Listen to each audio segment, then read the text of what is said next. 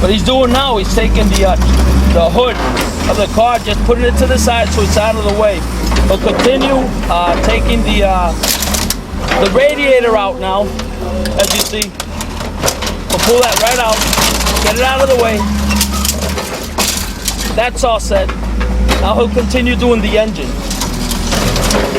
All in one move.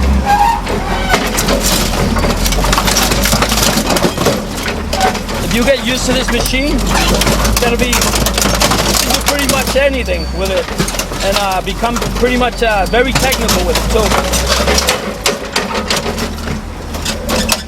The engine is his right now. All the harness will come out, believe me or not.